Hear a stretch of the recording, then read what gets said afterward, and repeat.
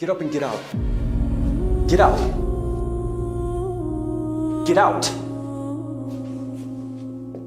I have a question for you. Say Christ is Lord. Say Christ is Lord. Say it. You say Christ is Lord. Get out. Get out. Christ is Lord.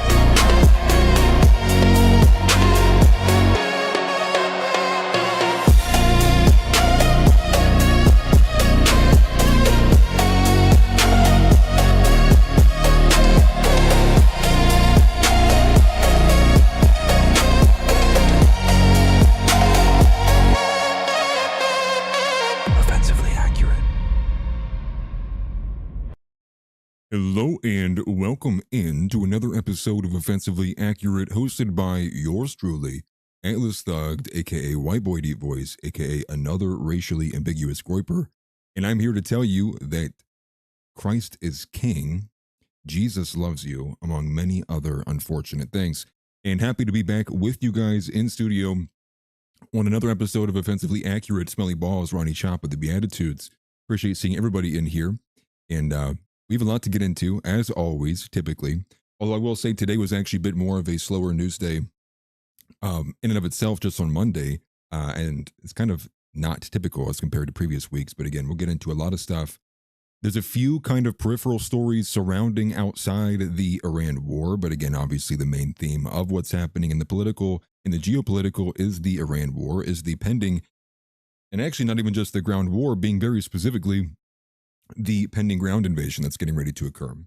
And all signs are pointing to there is again, over 50,000 troops in the Middle East, although notably this is much smaller than previous forces seen in other invasions, like with Iraq, we had around 250,000. And so again, all signs are pointing to not a full-blown ground invasion, but much more of a precise or surgical kind of operation, much like we've been talking about, either seizing Karg Island or one of the other islands to, I would imagine, as many are speculating, to set up some kind of base of operations inside of Iran to begin working on getting back some leverage inside of what we have going on here, which is, as reported by the New York Times, would be taking Karg Island, which is where the majority, about it's like 95% of Iran's oil is transported from, right? They put the oil on the boats at Karg Island, and if we take that, that's kind of the idea. This is the chip on the table, supposedly, by many who are speculating what may be occurring. And so again, one of the other main themes really is that the weekend is over. Let's get back to lying, everybody. Here comes the administration. We get crazy moments again today from Caroline Leavitt, from Little Marco as well. And notably Caroline Leavitt pushing the Judeo-Christian line again. I saw that clipped multiple times, as Ronnie Chapa also put into the chat as well too. And Little Marco actually, in a quote earlier today, once again contradicting Trump. And now, I believe I saw this from AF Post, Trump has now declared or falsely declared that the Iran war is near over or about to end 12 times now, falsely signaling that there is anything positive happening in the Iran war for at least the United States. And Little Marco contradicted him. And again, coming out today in a statement, he was saying, it seems like you guys seems like we're hearing all about these military objectives and what we're actually doing over there. Well, let me tell you what our objectives are. And our objectives are destroying their Navy, destroying the Air Force, all of these things that Trump has continually pushed out, saying we've already accomplished them. We already did these things, but Marco coming out and saying, well, we're doing the war until we get these things. And again, it's so overt now, it's so obvious to anybody really paying attention that there's just our administration just has no intention of telling you the truth. And I think public sentiment doesn't matter to them anymore, much like we've talked about on the show already. The featured story today actually falls outside of the Iran war, but it is again relevant to the administration, relevant to Trump, and relevant to the Jewish supremacy, or rather the Jewish preference, the Jewish privilege, if you will. There's probably a few different terms that you could put onto that. But as it says in the thumbnail, and as you probably see, it is a photo of Joseph Schwartz. Joseph Schwartz, which, funny enough, he has the same last name as one of my best friends. Don't read too deep into that.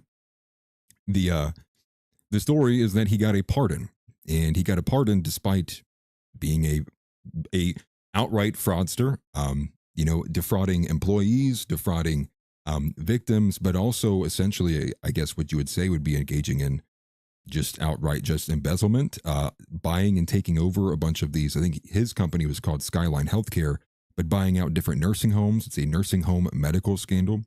And there's a few different pieces to this, although the more broader implication, and so there's a bigger report, the more specific report came from ProPublica. ProPublica had the viral article that was just going bonkers on the timeline earlier this morning, and that was actually what was sent in by House AI, so technically this is actually a community submission, if you will. But the New York Times actually went a bit deeper, or a bit of a broader scope, and highlighted this particular pardoning in comparison to Trump's overall pardonings. And what you find in there is actually a pretty scary pattern of behavior, but we're kind of used to noticing these patterns of behavior, if you will. And so we'll get into that too. That'll be the featured story of today. Joseph Schwartz, his pardoning, how the pardon happened, and what are the consequences of this pardoning. In addition to that, there is also a supposed, and what this might be actually, is a potential canary in the coal mine. The only thing is no one's corroborating it. The majority of the stories you can find about it are basically put together by LLMs and get a lot of things wrong. But that is that a supposed permanent representative by the name of Mohammed Safa, or Sofa, I think it's Safa, came out and he publicly resigned from the UN from his position there, or suspended all of his operations there, because of the idea, and he's pushing that they are preparing for nuclear preparations are being made, by the UN. But this is not being corroborated by so far anybody, but potentially could be a canary in the coal mine. We'll explore that a little bit too. And just generally beyond that, the midterms are absolutely cooked, insanely cooked. And there's a video we'll watch and react to a little bit later on of Mike Lawler basically having to walk out of his own, Republican event or speaking event, if you will, because the people were so fed up with who he is. And if you don't know who Mike Lawler is the individual, the Republican, who both is one of the leading mouthpieces pushing for this, giving asylum or legal status to all these immigrants. Let's find a common sense way we can get out of these mass deportations. And so he would be a rhino if it was just that. But it's beyond that. Mike Lawler is the co-sponsor and sponsor, I believe, outright for HR 6090, which we talked about on the last episode, because the state version of that bill, Senate Bill 87, was recently passed by the Senate in Ohio. And this bill is the bill that takes the working definition of the IHRA and applies it as law for anti-Semitism, for what the government should be treating as criminal for anti-Semitism, going so far as to even say that if you say that the Jews killed Christ, this is considered anti-Semitic, despite the biblical truth that actually sits in that. So a lot of things to pay attention to as well. And something that actually caught my attention, maybe many of you might not have seen this, there was a NBA, I don't watch NBA much anymore, but suppose caught this right before I went live. NBA player by the name of Jaden Ivey was waived by the Chicago Bulls because he decided to speak out against Pride Month. And he didn't even say anything really that intense. He just basically said billboards everywhere proclaiming, celebrating unrighteousness. And that's all it took, essentially. No idea if he was good or if it was any kind of meaningful kind of waiver, to be honest with you, but it is a positive. I'll take that. It seems like the NBA has a very, very little people who will speak about Christ compared to the NFL having a lot more. And I think that's why, and also in general, maybe on a more shallow level, it's why people like Matt Walsh and others still promote the NFL to a slight level, given that you can't find that with individuals like CJ Stroud and Harrison Butker and others. So we're going to get into this. There's a lot going on. We'll react to a few clips as well. Myron Gaines having an event. I believe he's at the Ohio University, which of course, I'm literally not going to get a chance to go up and see. We have a couple of clips coming from that. One that went hugely viral actually earlier, because he went bar for bar with a girl on the Holocaust. We'll pay attention to that one too. And basically, the featured story today is Trump and his Jewish friends. So let's get into it. Straight through, offensively accurate, that's the view.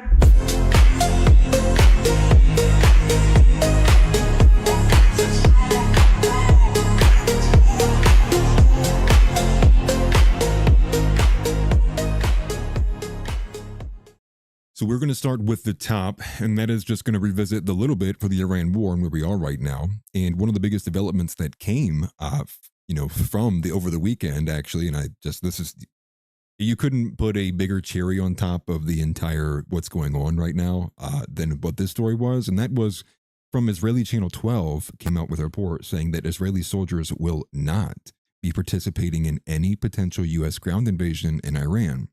They did say, however, they would help with intelligence, but that is the extent of it. And one of these other kind of through lines in this that I've paid attention to, I've seen the headlines, but I've not done the digging into, but I'll bring to your attention, is there's been a lot of, I believe it was the IDF chief of staff, or it was one of the more higher ranking officials from the IDF, has been publicly talking about how there are many problems and the IDF is on the verge of collapse. Like the military can't sustain these level of operations for this long. So how much truth is in that? I have seen those headlines popping up. But perhaps that is also playing into the decision here of why they will not be assisting the United States, despite everyone knowing and understanding, and the people of every nation, seeming the entire world as well, knows that this war is being waged for the interest of not America, but for the interest of Israel, as well as the Jewish diaspora at large. Now, the New York Times is reporting that there's now 50,000 troops in the Middle East. This is about 10,000 more than usual. However, that number is a little bit, it's a little misleading, because what you need to also rope in there too is the troops that aren't being counted that would typically be in this would also be those who were aboard the USS Ford, which is now left. It's left the Middle East. I believe it was last docked in Croatia. I'm unsure where it's heading after that. So there's actually about 16. It's like anywhere from like 15 to 17K more than what's typical, which is around the 20,000 number we were expecting as we came across the weekend. But like I said at the beginning, this is still very minor. In comparison to one, you could just go back to 2023, the Gaza invasion, the Gaza operation. What it ended up doing was they had around 300,000 Israeli soldiers to enact in the Gaza operation. That was something as recent as 2023. And one of the other coalitions that they reference here in the New York Times article is when we invaded Iraq in 2003, we had a force of around 250,000 as well. So this 50,000 number in a much bigger country, which with much force and much deterrence, is, I think it just lends to the logical conclusion of this must be a smaller operation. Not to say it will only be a smaller operation, but it looks like at least they are going to attempt, small boots on the ground versus all boots on the ground. Seemingly might be the political play here. There were boots on the ground, but it wasn't like last time. We did it differently. We did it better. We made putting boots on the ground great again. Seemingly might be the political spin on this. You never really can tell. And furthermore, no negotiations were held. This was another thing coming out through the weekend. The Islamabad negotiations did not happen. And I know people are saying, is the USS Ford even gone? It was destroyed. Who even knows with it, right? They keep saying, depending on which source you look at, some are saying it was because the laundry room was burst into flames. And other people are talking about that there was potentially multiple cruise missiles that hit it. Who knows? Regardless, it's no longer in play right now. And so that's just, again, a lot more soldiers who would typically be there who are not. So the number would actually be a bit higher if the USS Ford was still there. And but again, no negotiations were held. The Islamabad negotiations didn't happen. It seems like there's been a lot less talk about the negotiations over the last couple of days in general. I think we've kind of maybe reached the what's the right word? The saturation limit, I guess, on this, of people willing to listen to the negotiations about to happen one more time, and then ultimately nothing really happens from that. Hearing about these 15 peace point plans, but then you see the IRGC posting about how they want to. Obviously, none of it's matching up, none of it makes sense, and a lot of it's just because you're being lied to. And that's kind of where we are with the ground war with Iran. I guess the next step will be, what does that look like? When will it occur? Right? When will this operation take off? And seemingly because it didn't happen over the weekend, I guess the next question you would ask is, will it happen this week? Are we going to let our guys sit and wait for a week in different locations, perhaps? And I believe that we do know the location of the 5,000 Marines who were sent, but we don't know the location of the 82nd Airborne and the paratroopers. Where are they at? I'm sure more information will be coming out as well too. And then in addition, one more thing to add to this, to update you on the Iran war, was, I believe it might have been on Sunday. It was like early on Sunday, but it might have been later than that actually. There was reports talking, I think it came from the Financial Times, that now people are beginning to prepare for the potential that crude oil per barrel can get up to $200 per barrel.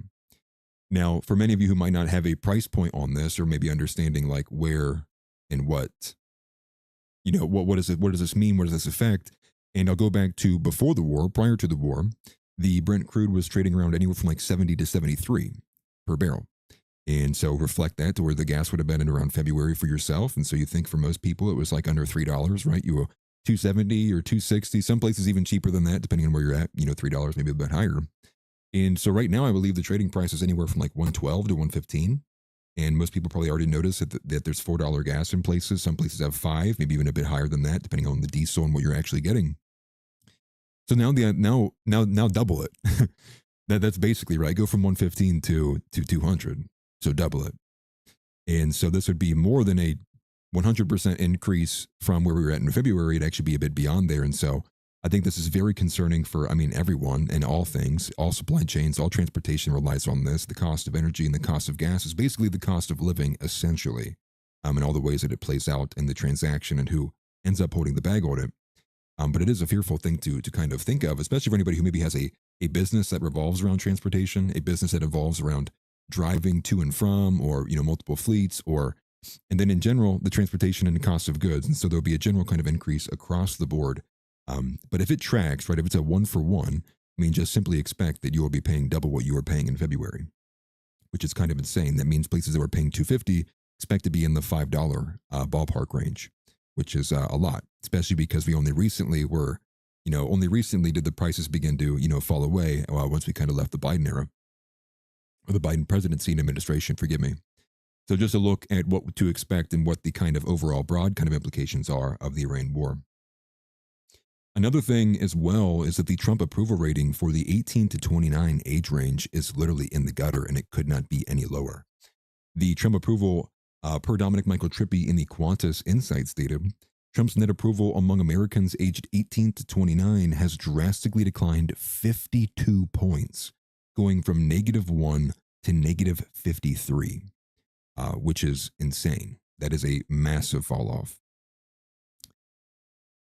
Now, I think one thing I would like to do is I'd probably like to cover the community submission, the featured story first. It is a bit bigger and a bit longer before we come back to pretty much everything else. But again, this will be a kind of a deep dive into this. And again, showing you how far the corruption goes, how far the rot is, who is all even involved in this. It's insane how far this reaches and what names you'll hear that you might be familiar with. But I want to really kind of dig into the story. And again, credit to House for putting it in here, although it did go viral regardless. So here is the community submission of the day. This is today's community submission. The main story, and you could just title this Trump and His Jewish Friends. I kid you not, that probably is the best description of this. Is that, again, a major story broke from ProPublica. I think this is the one that was going the most viral that most people were interacting with on X. And it said this nursing home owner, and really the, what's it called? I guess more so a healthcare business and firm owner. He owned multiple different assets like that, by the name of Joseph Schwartz, got a pardon from Trump. But that's actually not where the story even ends. Although it is kind of disturbing to see a person of this level be pardoned for especially what they were charged with. And in a lot of these cases, he didn't even contest it. And that's who's getting pardoned, which is insane. So one of the opening parts of this story that you read in from ProPublica, it opens with the woman by the name of Doris Colson, and it's being told to you by the daughter. I believe her name was Melissa Colson. And Doris Colson was one of these nursing home patients. I believe it was like Hillview Post-Acute and Rehab Center in Little Rock, Arkansas. And Arkansas matters actually because this is actually where a state case was still being held and pending despite him getting the federal pardon. So he was pardoned on the federal level, but then had to then also go deal with the state case. In the state case, he did actually serve some time as well. So he ultimately only served 3 months of his 3-year federal sentence. And then once he was pardoned there, Arkansas dealt with him. And I believe he was only 2 weeks into his second sentence at the state level. And then he was released on parole by the board of parole. The parole board, I think maybe is a better way to describe that. And so all these circumstances, again, lead into this. But Doris Colson is one of these patients who was at one of these rehab centers. And it goes into detail about how she had explicitly had all these medical tags. One of these medical tags being NPO, which NPO is like, I believe it's Latin or Greek, but it basically stands for no oral, right? No, can't, not by mouth. Don't give food, by mouth. Don't give, no apply, generally by mouth for this individual. And months after that Joseph Schwartz had bought this exact rehab center, what ended up happening was this woman perished. She died. She passed away. Well, how did she pass away? Well, she was actually found unresponsive and in a coma and had to be taken to the hospital, and then she ultimately died days later. And, quote, this is from the article, quote, the doctors said they found scrambled eggs in her lungs. Which again, referring to, again, the NPO tag, again, was just showing you that people weren't paying attention, and so you could chalk that up to the employees just being bad, or again, the general trend here was he was not paying his employees. He was basically embezzling different portions of the company, not paying things, not paying certain bills, and a lot of this ties into the broader story, but again, one of many victims who ultimately had something like this occur to them. And so that's the story of Doris Colson, and it's very and kind of enraging to think about that you entrust somebody's care to a nursing home, but really the nursing home is a front to just embezzle it from, tax dollars from your employees and other benefits, and ultimately it ends up with your grandparent suffering some kind of brutal death like that when they shouldn't have been. And so there was several lawsuits that are actually tied to the Skyline Healthcare that is owned by, again, Joseph Schwartz. Now, Schwartz actually didn't even contest that case in Arkansas. With a judge in 2020, he awarded the family nearly $19 million in damages. And here's the better part. The family has never been able to collect. And the reason being is because Schwartz, by the time that the judge did award the winner to the family, that Schwartz had relinquished, all of his property in Arkansas. So there was nothing left in the state for the family's lawyers to try to seize, nor was there enough information about the assets he may hold in other states, which I'm trying to assume there is something, I'm assuming there's some level of like the Arkansas state can't go after assets out of state, but I would find that to be kind of odd, but perhaps that is the truth. Perhaps there's maybe some other laws I don't know about in Arkansas.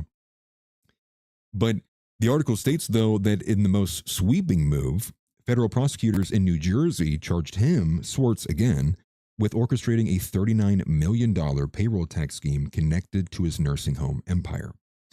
And so, again, no contest to this one. He pled guilty to this one in April for failure to pay the IRS taxes withheld from employees and failing to file a financial report for his employees' benefit plan, meaning therein, the employees are being taxed. So this is what it's showing on their paycheck, right? Their money's going to, this program or this program or this program, and you're paying the taxes, right? It's just typical payroll kind of taxes. The only thing was he wasn't sending those in. Schwartz was keeping those taxes. He was keeping the employee what they were supposed to be paying. And so this is what he's being charged with, is that he held on to all of what the employee taxes would have been, both on the federal and the state level, and to the tune of $39 million between both the benefit plan embezzlement as well as just the withholding and keeping the money from the employees that was supposed to be going to taxes. And so the federal judge sentenced him to 3 years in prison. And this was the case that he was pardoned from after serving for 3 months. And this is and I put in my notes here, this is the good ending. Matt Kemp says Trump pardoned Schwartz. Yes, Trump pardoned Schwartz. Trump did pardon Joseph Schwartz. And he pardoned him just 3 months into his sentence. It was a full pardon, so it negates his criminal conviction. And it's now part of a larger series of clemency decisions that Donald Trump has given, both between the first year of the second term and then his entire first term. And Schwartz, and again, and what do they all have in common? What are these kind of bigger, these pardons all have in common? Well, for the most part, the majority of them all have connections to Trump, or connections to people who are close to Trump, or connections in Schwartz's case as being no different because he's a major donor to lobbyists. And then additionally, according to the New York Times, he was publicly bragging and explaining his clemency strategy to other inmates. So get this. This is a quote from the New York Times. Mr. Schwartz had not been shy about sharing the strategy behind his clemency campaign with other inmates, so they knew he had paid multiple people to try to get the job done, according to 2 people familiar with conversations at Otisville.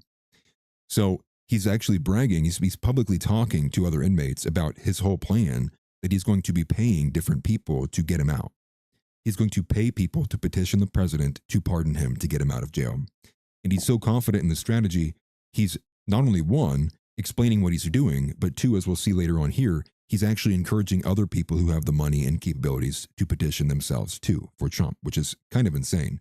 Although towards the end of this, you'll find that the one lawyer he did end up working with, who did get him out, Josh Nass, did actually end up declining taking on other clients out of the same prison, which is I think we'll get to that as we get through here. Now, as it states in the New York Times, it was actually a series. So it wasn't simultaneously that he paid a lot of people. He actually started with certain people, and when they stopped working well or he thought they weren't going to get it done, he moved on to other avenues.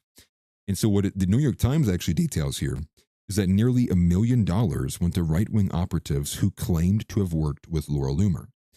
Now, the thing here is this is Mr. Berkman and Mr. Wall, who are two lawyers who I do believe work for JB. It's like JB Berkman or JM Berkman and Associates, which is this law firm. Now, Laura Loomer actually told the New York Times that she did not. But what she said was actually worse. She was like, oh, they didn't even need to pay me. I was already championing the cause for Jacob Schwartz. I almost fell out of my chair when I read that in the article. I kid you not. So she denies that any of that money came to them or that they even worked with her. She claims that she didn't need to because she was already primed about the story because of one of the group chats she's in that's specifically dedicated to Orthodox Jewish causes. So she was already ready to champion and get Jacob Schwartz out. And her argument is that the whole thing is just anti-Semitism, that they were going after Jacob or Joseph Schwartz, forgive me, because they were anti-Semitic. And this, it's so tiring. You know, I think of the meme of the Chinese guy where he's like, it's all so tiresome. Like that's the way I felt reading this article. But it is just, again, this is how deep a lot of this stuff goes. So $1 million gets given to Berkman. I think Berkman primarily, but Wool was who was working with him, Mr. Wool and Mr. Berkman. These are two lawyers. Ultimately, though, that he was thought sucked. And this is why he actually ended up roping in other individuals and other lawyers later on down the line. But he went with them because he knew they had connections to influencers like Laura Loomer. And then when they didn't end up panning out, he ended up actually dumping another $100,000 to a lobbyist who had a different set of connections. And this lobbyist who had a different set of connections wasn't on the political ends. This lobbyist, Josh Nass, I believe if I'm saying his name right, we'll go with Mr. Nass for now, Nass. He had connections not so much in the political realm, like in the the political or the conservative and the Democrat kind of realm. These connections were in the pro-Israel, the evangelical realm, meaning that his connections were to people who were close to like the, on the Religious Freedom Board, or were people who were close to like Paula White, or knew people who were close to who talks about faith and religion with Donald Trump. So that was actually the connection that he went with after he thought Berkman and Wool wouldn't get the job done. And subsequently, thousands more went to other lawyers who had personal relationships with Alice Marie Johnson. If you don't know who Alice Marie Johnson is, she is I believe even coined by Trump, his pardon czar. Okay, so get this. So the woman who is considered the pardon czar for Donald Trump, Alice Marie Johnson, she also, after Joseph Schwartz was pardoned, she publicly posted online, celebrating after he was pardoned, that Schwartz can now join his family for Shabbat.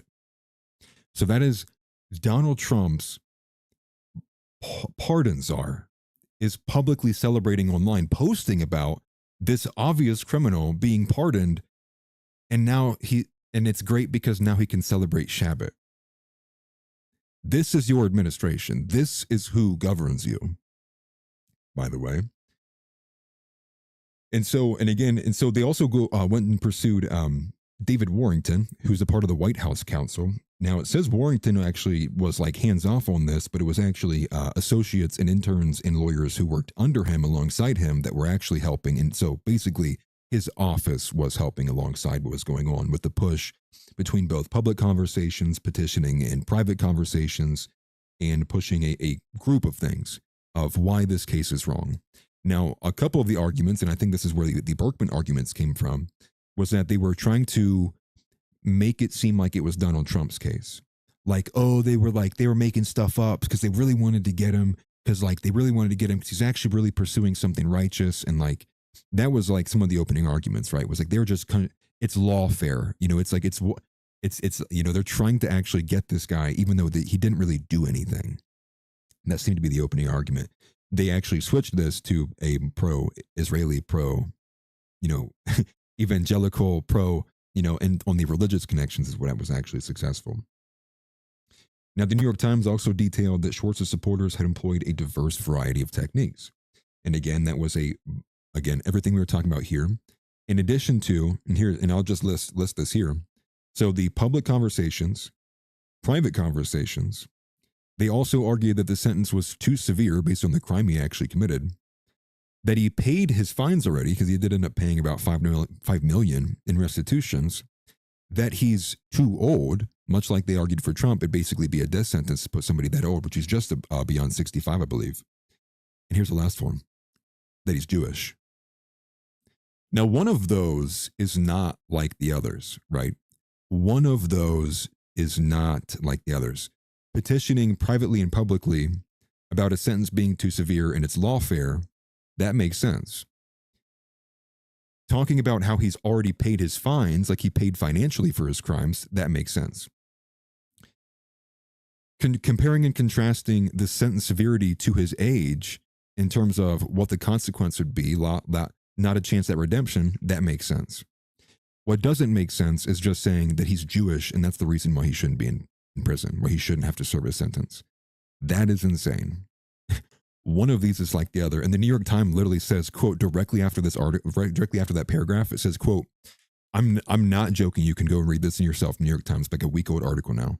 Quote, it was not entirely clear which effort did the trick. Really? How about maybe the one that doesn't seem like the others, right? Like, would we maybe go with that one at first? And so even the New York Times is actually calling it the pardon industry. New York Times was saying that, and this is again why the title of the show is called Pardon Industry today. Because over the course of both his first term and just the first year of his second term, Trump has granted pardons to 9 different inmates who are all served at the same facility, which is called Otisville's Camp, or the adjacent medium security, same place as Joseph Schwartz. Now, does that seem statistically possible without there being some kind of bias?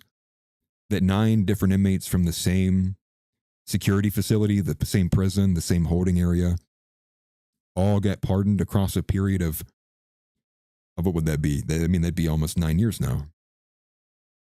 No, no, not at all. I would say that's a statistical outlier, something that, as Joe Kent would say, well, that's a data point we should pay attention to, because that is insane.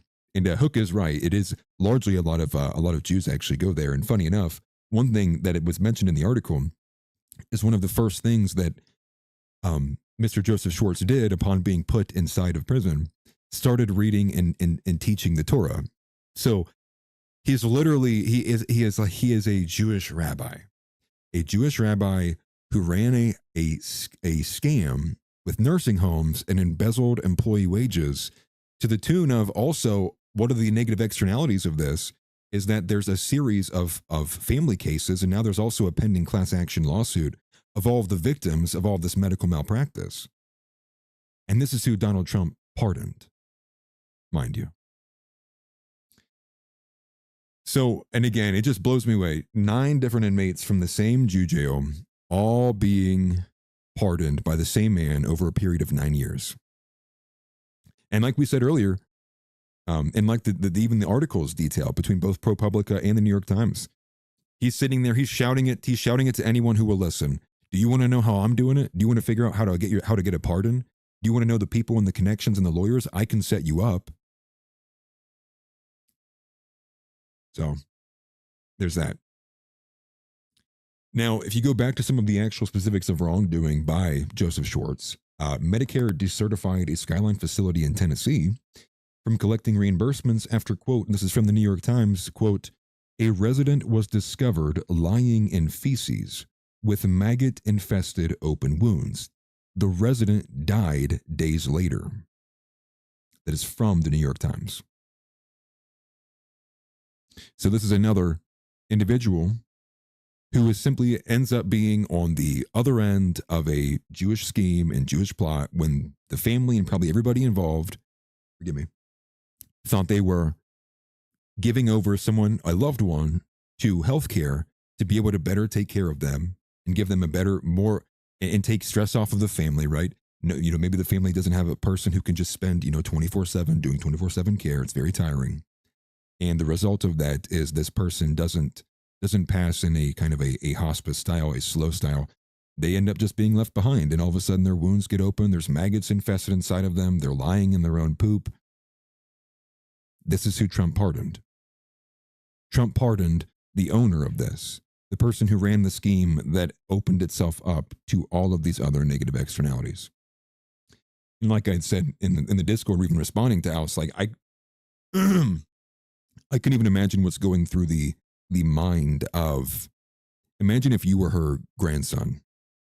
Imagine if you were, and I don't know if it was male or female, but imagine if that was your grandma or grandfather. And you read about this and you find out this is actually why.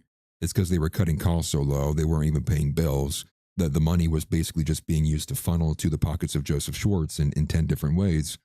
And the result of that is, despite you probably paying hand over fist for all of the healthcare cost, your loved one is now essentially is abused with medical malpractice.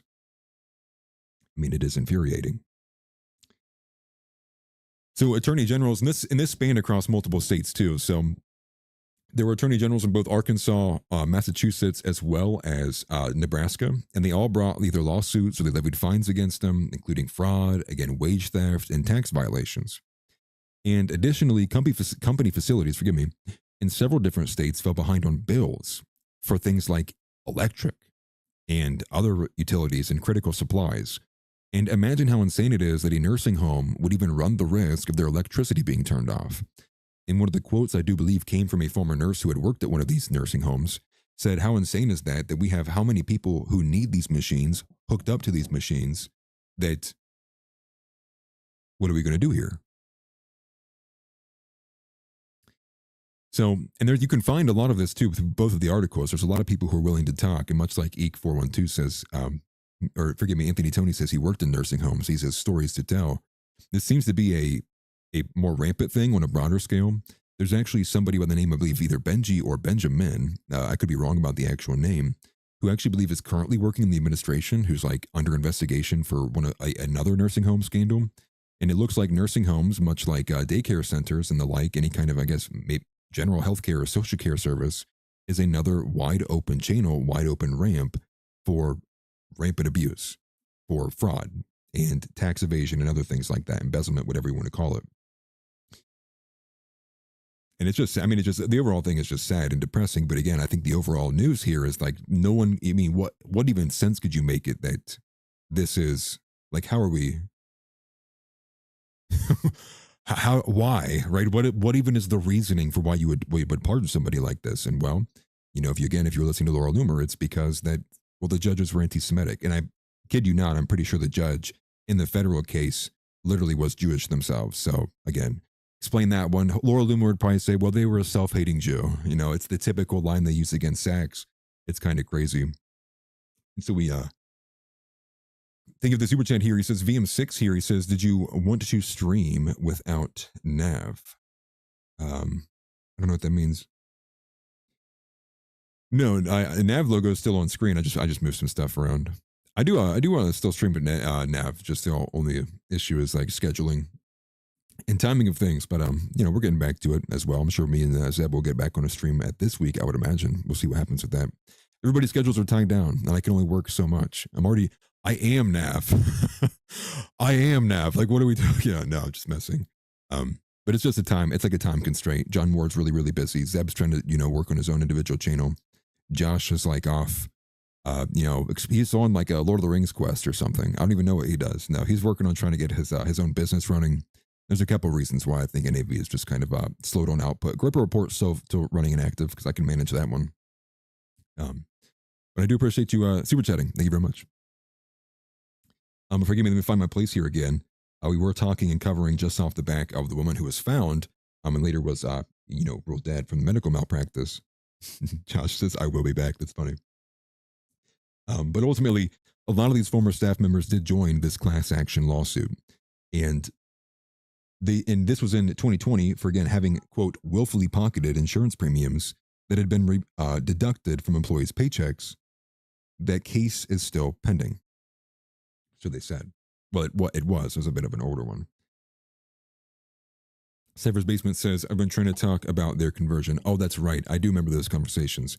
I forwarded that to NAV. I've not seen it move anywhere beyond there. But I think I might have said this in the message to you as well too. Like, I have no other really room to move right now, being between like my videos and what I'm currently doing for streams. I do appreciate the offer. I do, truly. Thank you very much for that. If you wanted to, I would also send messages to the other guys as well, and see if they'd be open to doing it too. But for right now, I'm even struggling to get like, I need to have 2 interviews that I still need to get scheduled between both Brett McEntee as well as, forgive me, Ehud Wood.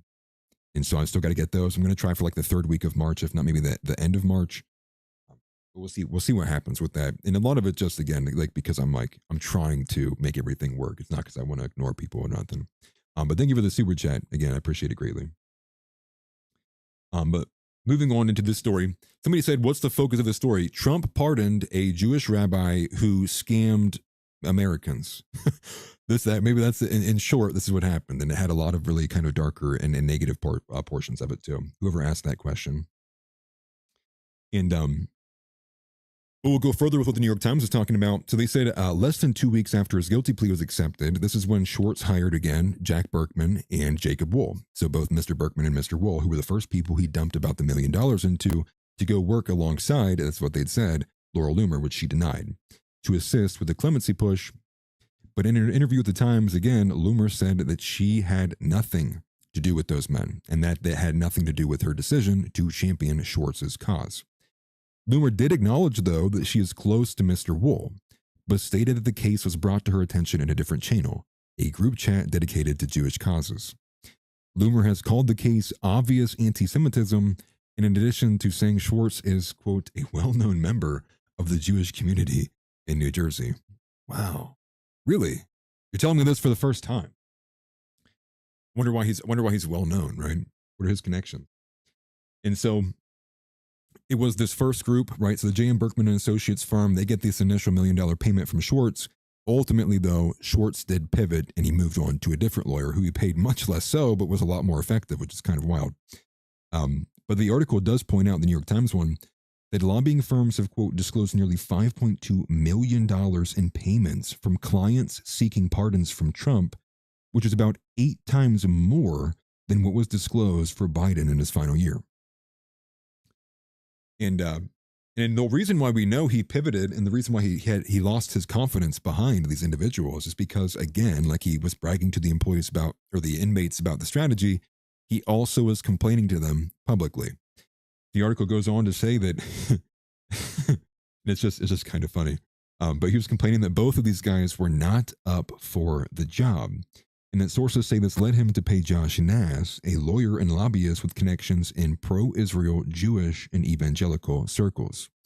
Additionally, Schwartz was more confident in Nass because of these connections, to which Nash enlisted several evangelical figures with connections to Trump's circle. Mark Walker being one of these individuals, a former representative out of North Carolina, who was tapped by Trump to serve as a State Department envoy for religious freedoms. And so, regardless, he does end up getting this pardon after serving 3 months in there. And so then we go to the Arkansas case. And this is what's still, hanging over his head. You have the Arkansas state case is still looming despite, being given this. And this had the prospect of a 9-month term plus another $1 million in fines and restitutions. But this is the craziest kicker of the entire story. He was freed on parole after only about 2.5 weeks in state prison by a board that was appointed by the governor. Some of you guys in the chat pointed out the governor. Who is the governor of Arkansas? Sarah Huckabee Sanders. And she is the daughter of Mike Huckabee. Mike Huckabee is notably, he's well known for his Nazism. No. Mike Huckabee is a raging Zionist. Mike Huckabee glazes Jonathan Pollard. Mike Huckabee defends Ted Cruz. Mike Huckabee is an insane Zionist shill. And it is his daughter, who is the governor of Arkansas, whose state put a board together that was appointed by the governor, who is Sarah Huckabee, who then moved to release fully Joseph Schwartz. So now there's no federal case. That criminal conviction was negated with the full pardon. And now this is gone. And you want to know the best part? The best part actually goes to the money. The investigation never even determined where any of the money went.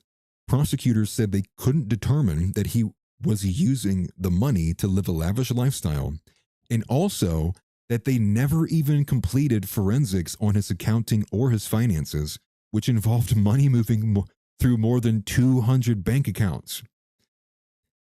There's still belief that he controls more than $50 million in assets. So he didn't pay a dime. He's not going to prison. No guilt at all. Right? All gone. We're all good. And better yet, in the cases where they did award winners to the victims, they're not getting anything because of the way he relinquished his assets. So why was he pardoned? Why was he pardoned? Well, much like the Iran war, and I would imagine probably the last couple of years of Trump's life, being, with the chief of staff of Susie Wiles and many of these other extremely pro-Zionist, pro-Israel, and just pro-Jew individuals being rampant inside of his administration, I would imagine to them, they also placed a fabricated reality in front of him, much like the Iran war. Now, there could be a bit of a defense you could give for Trump being in old age and being surrounded by the Go team, right? Anything Trump does is he's turning it to gold, right? Anything Trump does, he could, wow, did you see him turn that water to wine? This kind of a cult-like, mentality and celebrity, the glazing of all these people who want to just be next to Donald Trump or in the administration, or they made it big. And perhaps this is the same way this played out with this. The pardon presentation came about, and they had a group who presented it between Mark Levin and Laura Loomer, and then they explained it that Schwartz is only in here because they're all anti-Semites, and perhaps there's a reason there. And this is not in no way a defense of Trump at all. Don't take it as that Trump is responsible for this. But it does beg the question: how does so much of this get left out?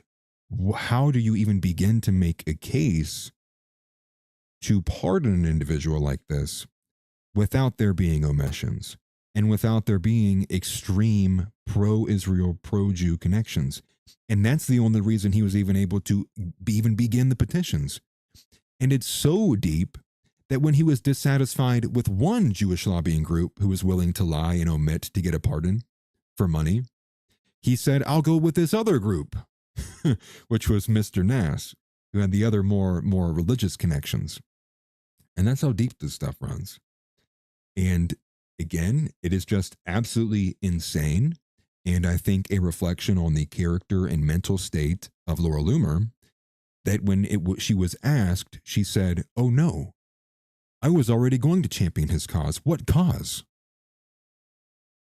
And that cause is that the only reason he's serving any time, or that he's in the news, or the only reason he's even being dragged into court across multiple states, is because all of those places are all anti-Semites. And that's what Trump believed. So hence, here we get the pardon. Because it's not like everybody gets the pardon from Donald Trump. And so they definitely made the case that this is for the pro-Jewish cause, or the pro-Israeli cause, whatever you want to call it. That is your administration. That is your Donald Trump 2024 administration, 2024 to 2028.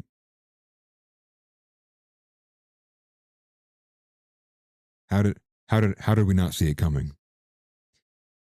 So that is the story of Joseph Schwartz. That is part of the reason why you're seeing it go viral. It is disgusting in more ways than one. This is obviously a clear, and I think to use the words of House, I think he said something to the effect of, it's just a middle finger at this point. And you think about this as well. You think about the reality of which you have this story happening inside of this obvious religious angle, this guy being clearly given a bit of privilege or benefit of the doubt because he's Jewish. And then in addition, being supported and augmented by the fact that all of the inner circle of Trump is pro-Israel, pro-Jewish. And then you think about what's happening with Carrie Prejean Lawler. What's another story that's happening in the limelight, right? So this is the same guy who pardons this Jewish rabbi who committed crimes against a bunch of Americans, but is the same guy who is telling Carrie Prejean Lawler, she's removed from the Religious Liberty Commission because she dared to step foot and defend traditional covenant belief of Christianity. We are, if not beyond the pale on being a Christian country at this point. I would go so far as to say the only thing that you can say is Christian about this country is the fact that we have cultural Christian remnants, and we are still majority Christian. None of that is indicative in the institutions. None of that is indicative in the administration. And furthermore, it's continually being pushed by people like Caroline Leavitt. Like I said at the beginning of the show, what is Caroline Leavitt pushing? The same old stupid moniker that everyone got tired of a couple years ago, Judeo-Christian. Founding fathers did not form a Judeo-Christian society. They formed a Christian one with no Judeo at all. But again, this is the lie being pushed. And I will say, one thing I will add to this is the just overall kind of fear level I have, because it seems like there's a lot more of a push from just general left wings or people maybe a bit more secular or atheist. I saw this from a Democrat in Iowa, I believe, earlier today, leaked audio from her, talking about the fear she has of Christianity and that it poses a threat. And it seems like people are maybe who don't have a strong grasp on maybe what the differences are, or maybe haven't even bothered to care about what's different between, Judeo-Christian or Christianity, or even understanding or have a grasp of why that's wrong or why people find that offensive. They may just lump it all in together. They may just see all of the Mike Huckabees of the world and the Donald Trumps of the world and the Caroline Leavitts of the world. And they just might, and again, for many people who don't want to even dare think beyond, what's put on the page, they must just assume this is what Christianity is. Christianity is pushing for Israel's wars. And if that becomes the kind of public sentiment, we're going to be in for a very rough time, especially when we're given no real kind of opportunity to hash this out in a public format. Much like what I would have liked to have seen continued with Carrie Prejean Lawler pushing back against rabid Zionists like Seth Dillon and others. So I am fearful of what direction this may take. Obviously, God is good all the time, but I'm more so concerned about the temporal consequences and the trend this may put us on. And I would fear if you would open it up and be able to allow the left to be galvanized about an anti-Christian, sentiment or factor, if you will. So I do fear that going on. So then it's kind of a gist, although I probably didn't do it as justice as many other people may do today, but that is the story, Trump and his Jewish friends. The answer to the question of why did Donald Trump pardon Joseph Schwartz is because Joseph Schwartz is Jewish. The people holding the gun to the administration right now are Jewish. This is the problem, and the reason that also extends itself into the Iran war. It is because the connection between both Zionism, Israel, the Jewish diaspora, and the monolithic elements that continually present themselves. And again, it is more about the who than anything else. Many of you might have learned that in college if you're going through and doing the internship. It's much less about what you know, it's about who you know. Thank you very much for the super chat from Caleb Camarillo. He says, I don't know, maybe IRS is anti-Semitic. Shut it down. That's funny. Yeah, you would think, but the craziest part is like the fact that the IRS, no one's pursuing the money. With the end results, essentially, of both of those cases, like it's case closed on going down the money trail. And so you think about that too, like he paid, I think it was like around $6 million in restitutions, but supposedly made off around upwards of 50. And think about that too. You all these workers paid taxes, right? Like they thought that they were paying taxes to the government. They weren't. They were just giving extra money to their boss because he was embezzling them and lying to them and defrauding them. And what I would also add to this too is it is kind of insane how much saturation we are getting of rampant fraud across the board. We now have fraud, like Nick Shirley pointed out, with the Somalian communities, both in Minnesota and in Columbus, in Ohio. You have Tyler Oliveira doing it with the Indian scamming, with the Canadian kind of, the crossing the border. And you also have it in the Jewish communities, much like he took a huge amount of heat for. And here we are again. Another story looking at the broad scope of multiple nursing home scams. Now, one thing I would note in there too is there were two other people that Trump has pardoned who were involved in nursing home scams. I kid you not. There was one in 2020, or two, these were both in 2020 actually. There was Philip S. Formes from Florida, who was being charged for something like $1.3 billion in fraud. He was pardoned. And then there was Judith Negron, also in 2020, for another $200 million in Medicare fraud. So, take of that what you will. This is a testament to how non-Christian and how pro-Jewish your administration is. Now, for some people, that's a plus. But for Christian Americans, that is not. And that is not in our interest. That is not in our best interest. And again, opens itself up to this idea of Jewish supremacy and the way they feel they can skirt around the laws. Meanwhile, you must obey them.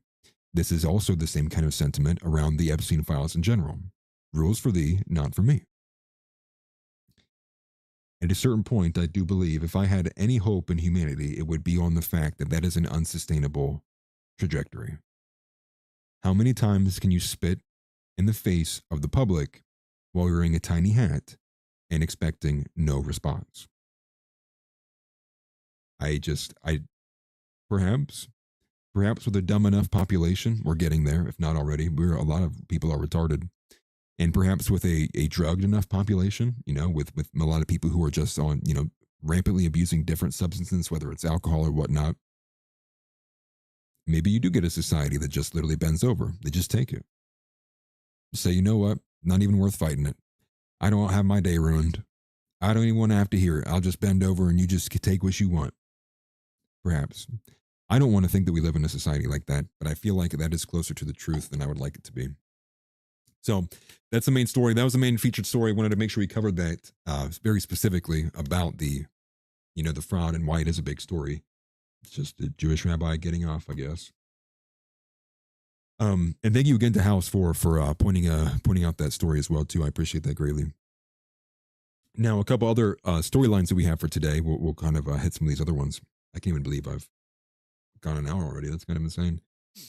Again, we talked about the NBA player, but the Trump approval rating, we talked about the Judeo-Christian from Caroline Levitt, Lo Marco contradicting Trump again today.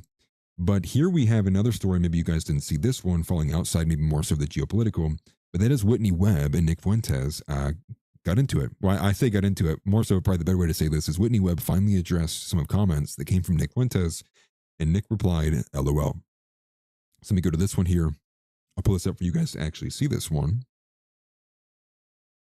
But this is how I saw it, was just the LOL tweet from Nick. I thought it was pretty funny. But you have this here from Whitney Webb. She says, I got. Forgive me. Can't read. But I'm not reading all of this. But she basically just says that she's rehashing and kind of repositioning herself on all of her takes on what the joke cat trajectory was. But very specifically outlining, as somebody points out here, what Nick Fuentes' position was. And where is that in this massive? She says something to the effect of, there it is, it's in this bottom one here. Also, the idea that there is a civil war in the White House as proposed by people like Nick Fuentes over the Iran war only helps J.D. Vance, who is also tied at the hip to Palantir's Peter Thiel. A Knox Groip, a Groiper I would assume, says that how is calling out, forgive me, I cannot speak today, guys, I'm so sorry.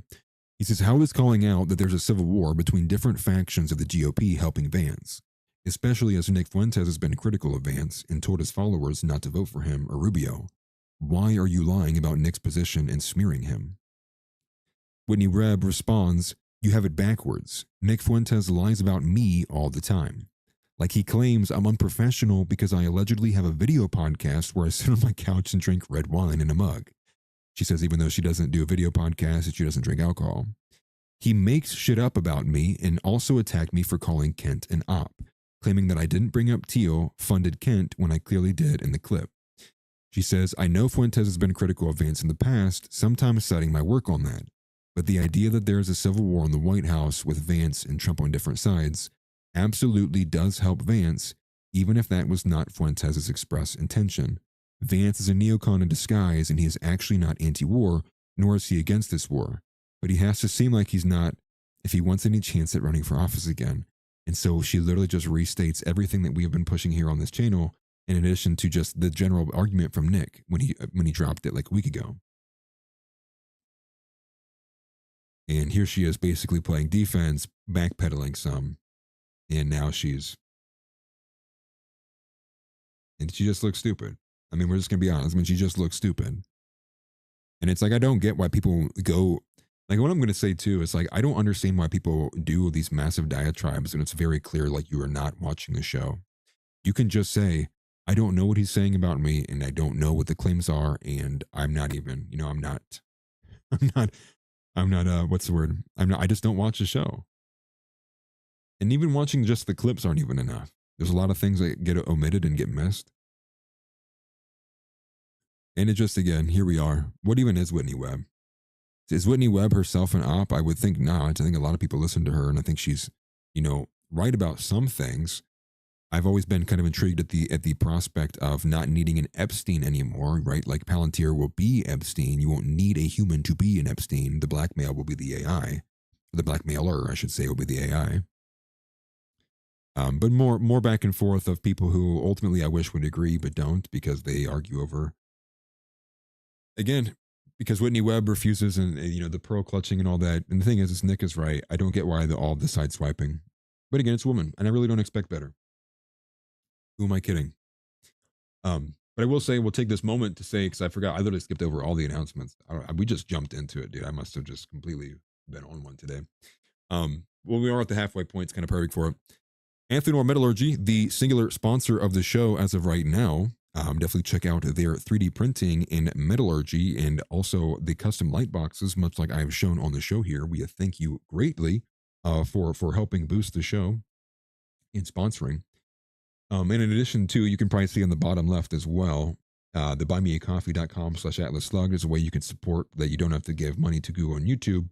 But I would also like to add too as well, somebody did actually donate while I was live last time. If that was you, I apologize because I didn't have it on the watch screen. The notification of you doing it didn't pop up, even though it was like 5 minutes after me directly saying, if you do this, it will pop up. So I am very sorry. I replied in the moments after I saw the notification. So I do apologize about that. I've since fixed it, so they will also pop up on the watch screen as well too. And lastly, the Atlas Slugged TV channel is more going to be basically a clips channel, and that is now fully live and operational. I'll be working on that through the week with all of my other stuff as well.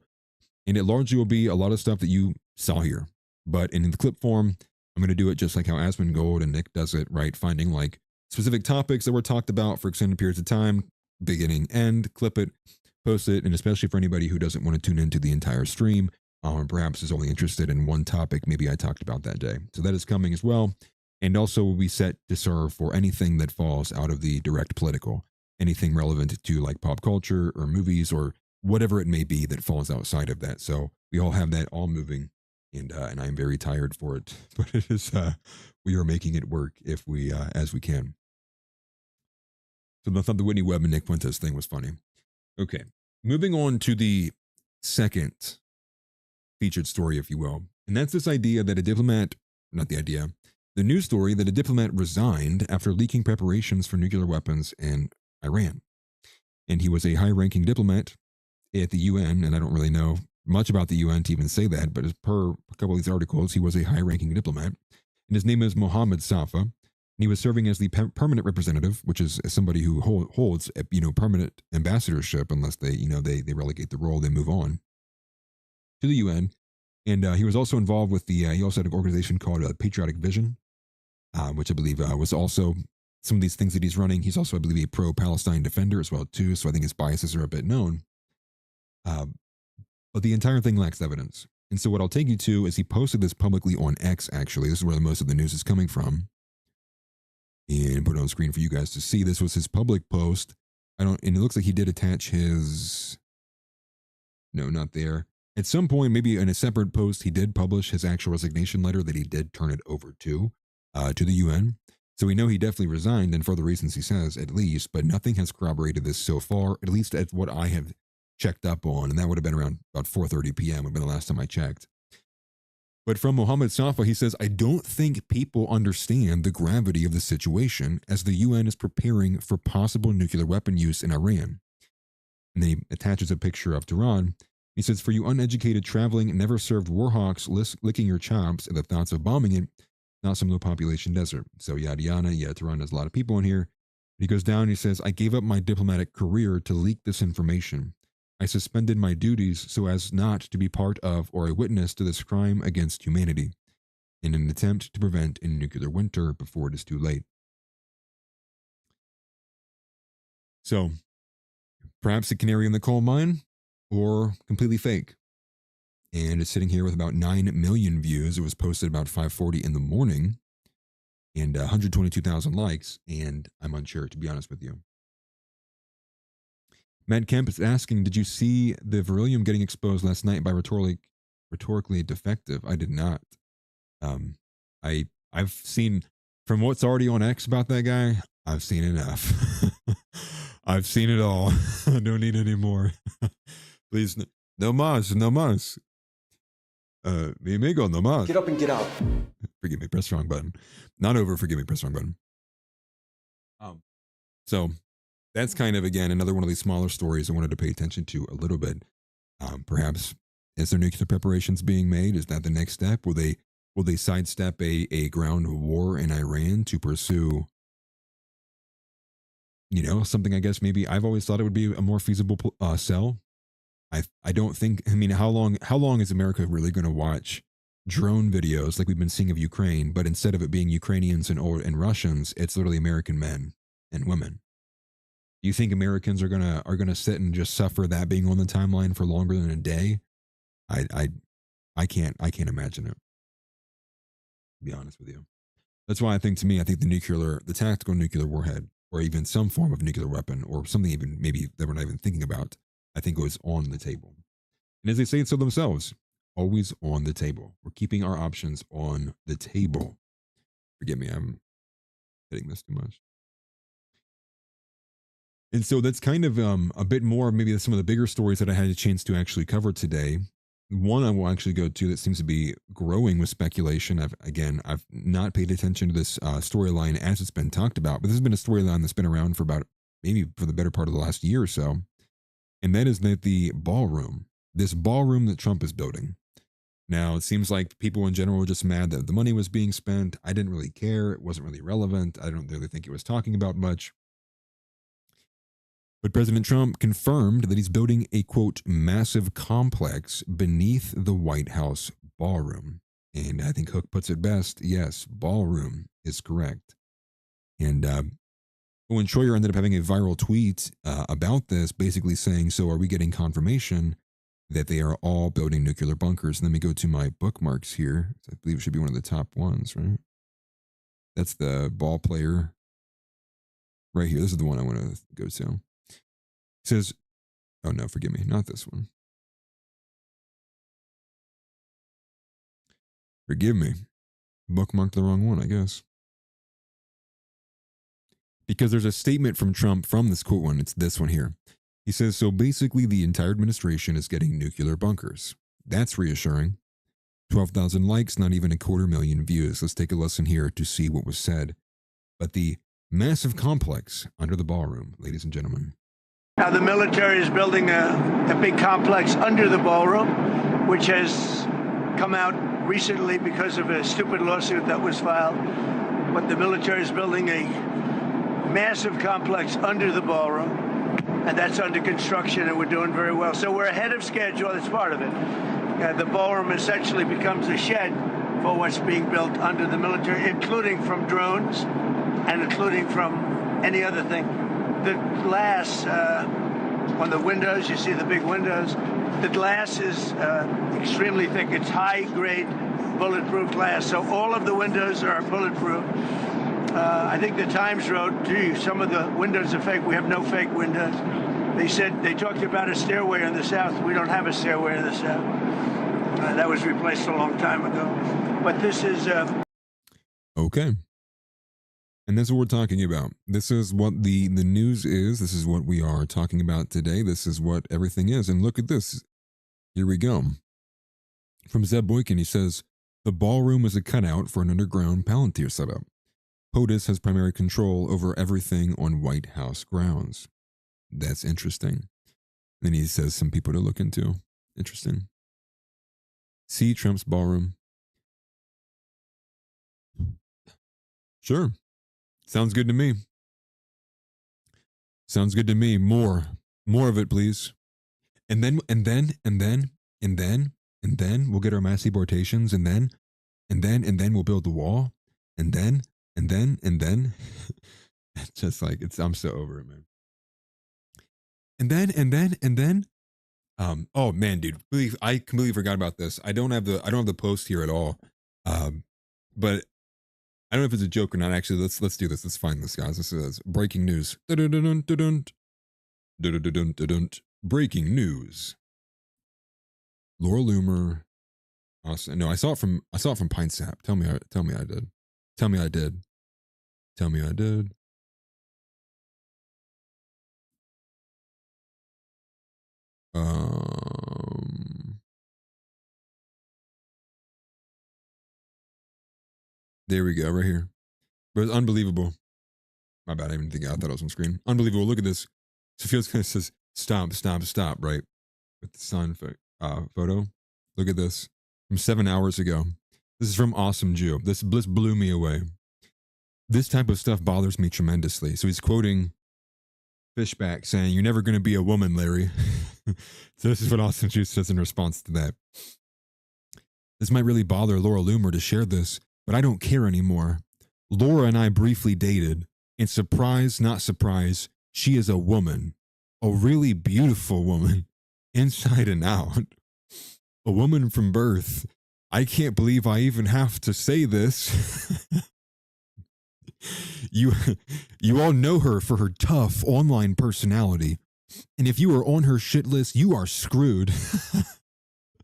But offline, she is incredibly feminine. Sweet and supportive, trad AF, and very hot. Dude, all I see in my head is Nick like, I can't do the impressions enough. And remember, this is the guy who said he would get rid of Catholics before he'd get rid of Muslims. Remember this. Remember who these people are.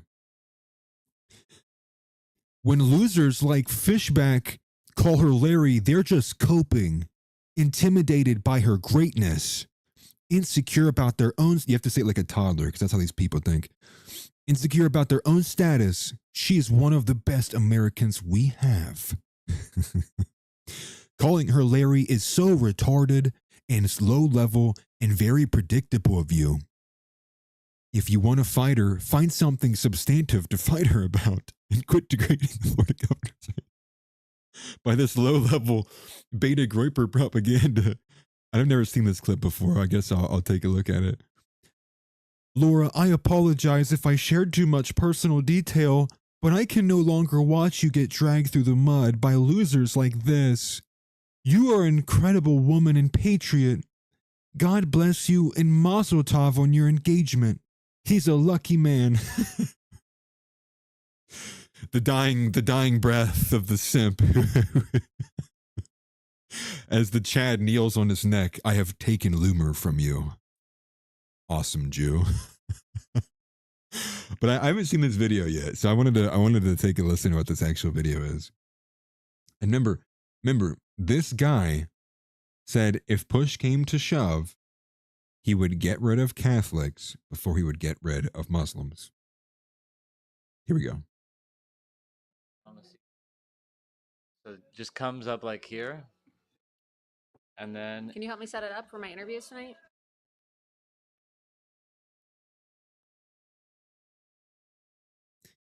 Oh, I don't know if I can do it, guys.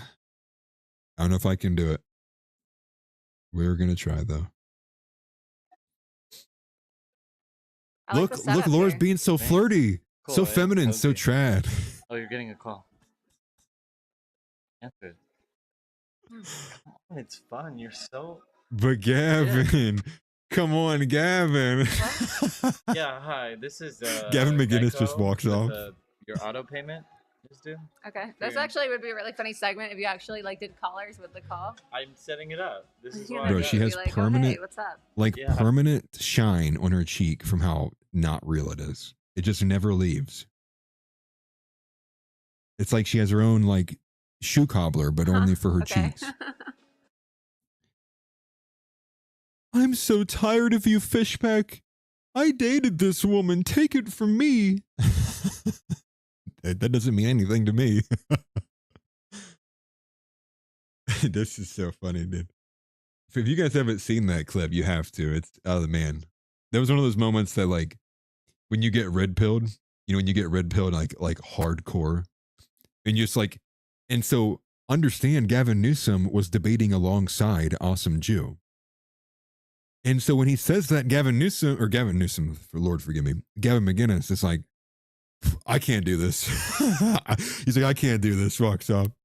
Gavin, no, Gavin, stay, just listen. Tom Foe, what's up, brother? He says, she scares me, Atlas. She terrifies me. And again, so all this is roped in together too, Laura Loomer. And like Nick talked about maybe a week or 2 weeks ago, who's the first person, right? Like Nick says, kicking their feet up, you know, on the bed, you know, twirling their finger around the phone. Donald Trump calls up Laura Loomer. We did it. We bombed Iran. And everyone's wondering, like, why is our society so Jewish and anti-Christian? Where are we at? What do you mean? And it's the same person who's championing the cause for Joseph Schwartz so he can get pardoned, despite defrauding and embezzling Americans and the American government out of tax dollars. I really don't care about the tax dollars. But it's the medical malpractice because he wanted to get super cheap on bills by shorting things like energy and all that. Laura Loomer's playing defense. No, you can't take this, Jew, you anti-Semites. Like, this is our administration. This is what, like, this is your government, man. And so midterms are cooked, by the way. We haven't talked about the midterms much, but they are cooked. Young American men are not going to be looking at Laura Loomer, you know, hi, Trump. Do you want to bomb Iran? Yes, I do. You know, I might be the first Jewish president. Awesome Jew coming out of the woodwork. You know what I think will take some of the pushback off of Laura Loomer? Well, we dated. And you can't say she's trans anymore because we dated. Wow, this hallmark of masculinity, Awesome Jew, thank you. Thank you. This Chad, Awesome Jew, comes in. He steps in. He's like, hold on, James Fishback. I have penetrated this woman previously. And what is this supposed to do with your... What is this? I guess it's so nonsensical. It's so unserious. It is a literal joke that we are in. We live in the worst of all realities. This alternate reality is the ironic reality. This is the reality, right? We live in Ironyville, where what was it? What was the Elon Musk quote? It was something to the effect of like, it's not that the simplest outcomes is always true. He said something to the effect of the most ironic thing tends to happen, right? Or it's like the rule of Musk.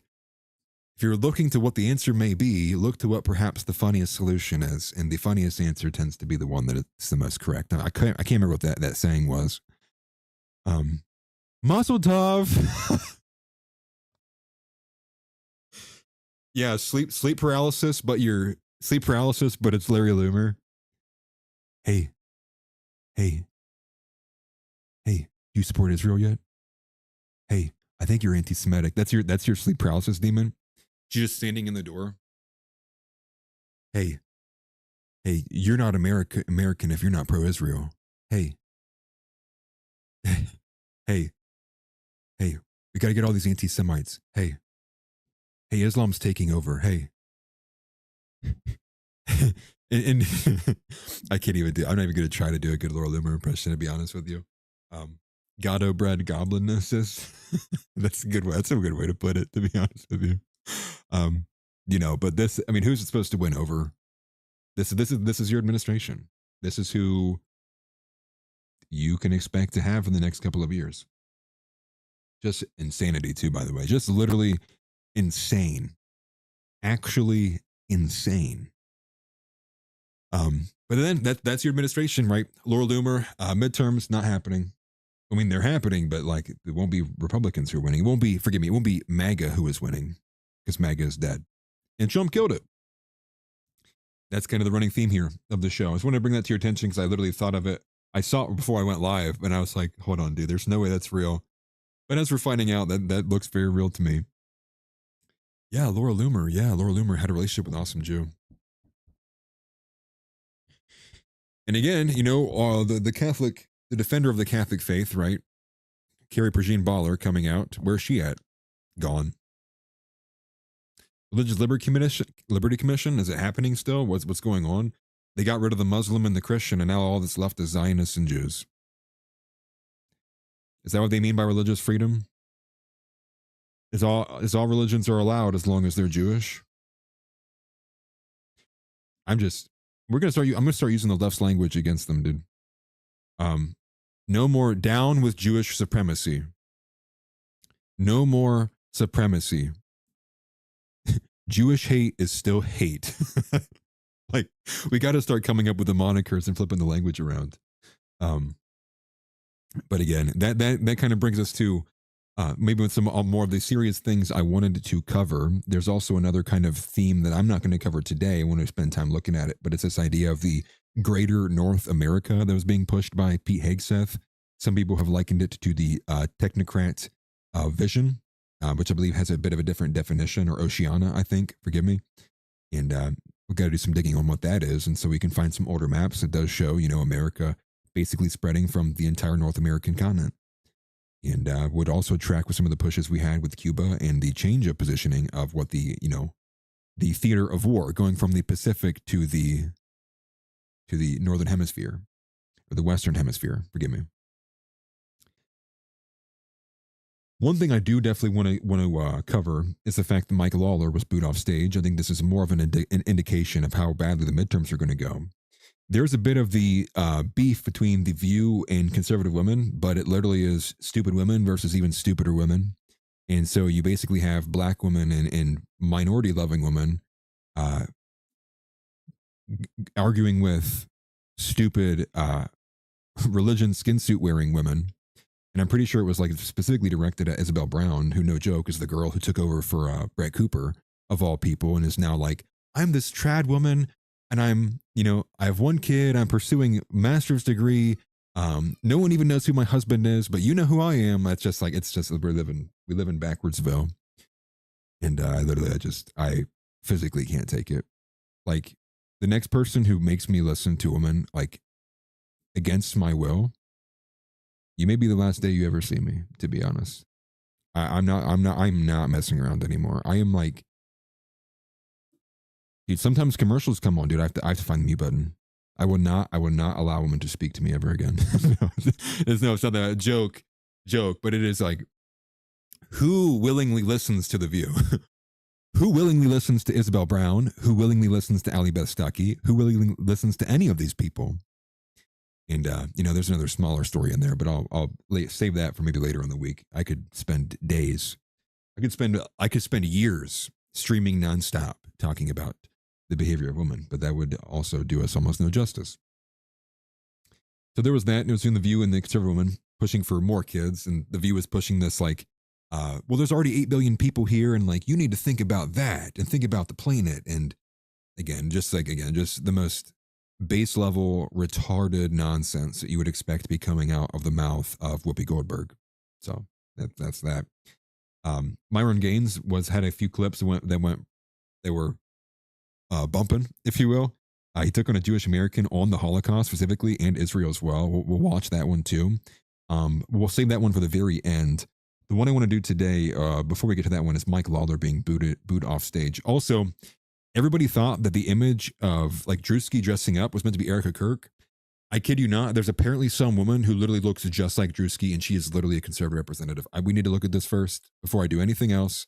I don't know who this person is, but you guys need to see this too. Look at this. So now you go, hold on. Maybe Drewski wasn't actually targeting Erica Kirk. Maybe it was this, WWE wrestler, right? I think this is what don't you buy one of these and put it out in the water so you can jump on it? Like it launches you up into the sky or something? The gyroscope on the camera is insane because you would expect the floor to be shaking, right? Look how still that camera is. No movement at all, dude. Built like Mike Pence's wife. That's funny.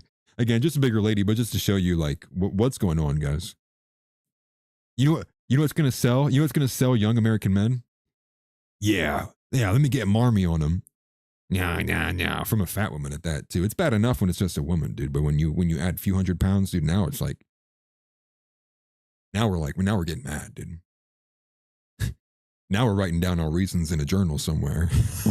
No, it's a joke, dude. It's a joke. Just kidding. Anyways, make sure you smash the like button unless you're, 110 pounds overweight, I guess. Nothing says sexy like some cankles, dude. Yeah. Some brothers, they want it the other way around, man. They don't. Computer Kirkans. This now explains all of the seismograph reports talking about the earthquakes happening all over Earth. Now we have an answer, everybody. We can calm down. As long as we can get this woman to get seated, we will stop experiencing earthquakes across this nation. No, okay, serious. I'm probably going a little too far, to be honest. Hopefully, she loses weight and she will, because of the Drewski skit. Lord knows she's already getting 1,000,000 and 1,000 smears and insults. I don't need to add to it, because she needs less on her plate. No pun intended. Okay. Last one. That was the last one. Mike Lawler, though, the midterms are cooked. It's over, and this is part of it too. Like, this is gonna get us votes, Republican votes from young men. This will save the country. Yeah. Okay. All right. But Mike Lawler, in a similar fashion, though, was booed off stage at his own event. And I'm going to clear some of these. But you can even see the campus. Midterm's going to be a slaughter for the GOP. And this is just absolute chaos breaking out. And again, at a Republican Congressman Mike Lawler town hall in Rockland County, New York. And so, again, I'd point your attention to who is Mike Lawler? Well, Mike Lawler is the one who was leading, along with many other Republicans and Democrats, the moment the media started bending and going, mass deportations may be a little bit too much. People might not be winning mass deportations. Mike Lawler steps in with a bunch of dumb women and I would imagine a bunch of his shills. They come in and they go, we need common sense reform. What if we give all the illegals here, not amnesty, but we give them legal status for 7 years? That'll be our solution. Okay, come on, dude. That is in effect amnesty. And what the idea is, like, we're going to deport these people after they've been in the country for 11 years. Yeah, that'll sell even better with the New York Times. You know what? That's the great solution, right? People are freaking out about illegals who've been here for less than 7 months being deported. I bet you it'll go easier on the people if we deport them after they build families and hold jobs and start businesses 11 years down the line. How retarded is that? So Mike Lawler was clearly pushing for amnesty, just not with that language. He also, again, Mike Lawler, sponsor or co-sponsor, I can't remember which one, of HR 6090. What is HR 6090? Again, HR 6090 is applying the International Holocaust Remembrance Alliance definition of anti-Semitism, and they apply it to law, and they apply it and then apply criminal consequences to that.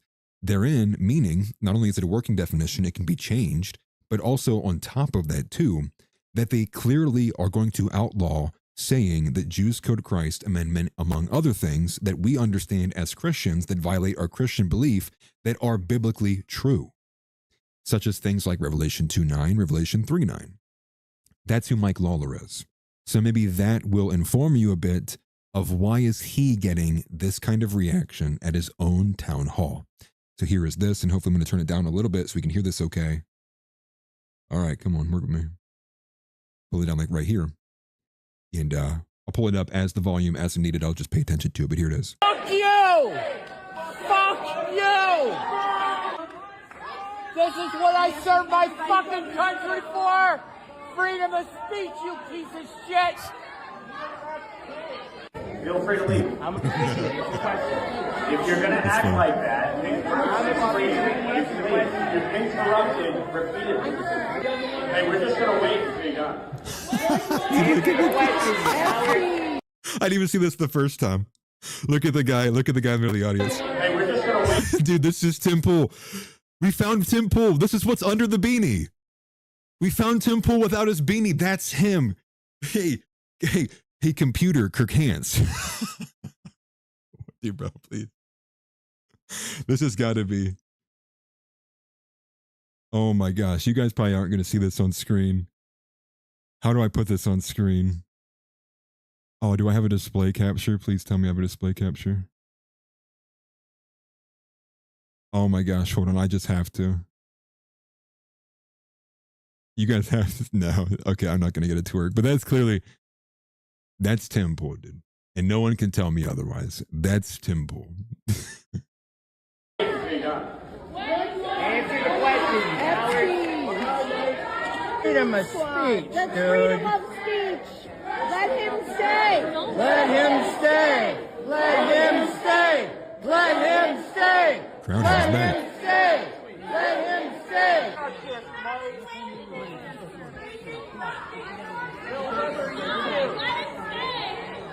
Computer, Tim. Just like all your constituents here. People in the audience who are not comfortable with being recorded, please refrain from recording. How crazy would it be if a bunch of people from the crowd blocked the cops and wouldn't let them leave? Dude, That'd be crazy. Then you would see like, okay, now the tensions are getting a little hot, dude. this is fucking wrong. I can't believe you guys are participating in this shit. The young man had rights. This young man had rights. I'll be honest, just if you go back a little bit, this guy, this old man, looks like he could be J.P. Sears' father. And like the high-pitched voice as well, too. The young man had rights. This young man had rights. Fuck you, Lawler. Cathartic, if anything, Fuck right? you. I serve my country for pieces of shit like you. Go fuck yourself. So there you have it. So it looks like they physically removed one of those guys and then other people were leaving. Now this says Congressman had to leave his own event after getting booed off the stage. I didn't see that in the video, so let's put a grain of salt on that one. Who knows? Maybe someone's got a longer video. Wow, Mike Lawler, Apex Tracker. That's crazy if that's a real number. That's insane, dude. That's more than most people. Makes sense though, because he's the face of pushing HR 6090. And I do believe he was the one who also opened it up with Kristi Noem in North Dakota as well, too. But again, you know, would you expect any different, given everything else we've already talked about, showing you how deep all these Jewish connections run? And we haven't even dug upon anything historical at all. This is just all everything within the last couple of years. And, but, you know, I guess one of the things, the first thing that I would say, too, is like, where's the Christian counterpart to this? Where are the Christian PACs? And again, we arrive at this position where we're going, where's the financial element that's on our guy? That's for our guys, our people. Where's the Christian Nationalist Fund? Where's the I only super chat to Nick Fuentes fund? Where's any of this? Funny enough, that actually might be one that would work well. Where is our financier?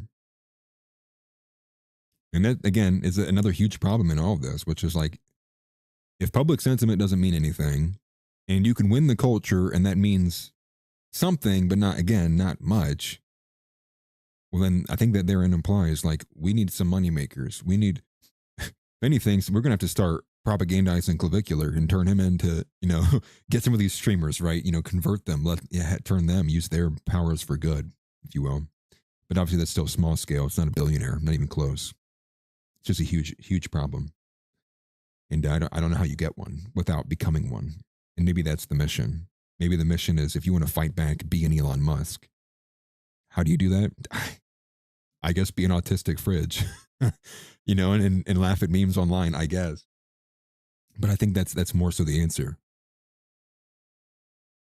It's rough, man, because that puts us on a longer time scale than what I think America may be allowed in terms of years of actual posterity. And again, all of this is actually, you know, outside of the realm of even, you know, what would the consequences be of the Iran war? You know, many things may happen as a result of that. It may not matter what kind of escape campaign they try to run for J.D. Vance with cover from Joe Kent and, you know, Tulsi Gabbard and Tucker Carlson. If the Iran war blows up into something like much more insane than even we can conceptualize right now, although we were talking about how nukes are on the table, but again, it's one thing to talk about it. It's one thing to hypothesize about it. It's another thing to live through it. And even at that, it's another thing to see it on TV than it is to actually be in a city that is affected, or to have it happen to your neighbors, or to wake up and go outside and your car is a pool of molten metal. It's just a lot of things, man. Chaos breaks out neutral language. Yeah, very gay. I should know it by now that these accounts put the most gay captions of all time, to be honest. I do agree that they're drawing too much attention onto Zog. And if they can't walk it back, I think that begs the question then, what will happen with, will there be some kind of censorship enforcement? Is that the direction it's going to go? I don't think that you can. I really don't think that you can. But at the same time, I also don't want to overestimate our impact.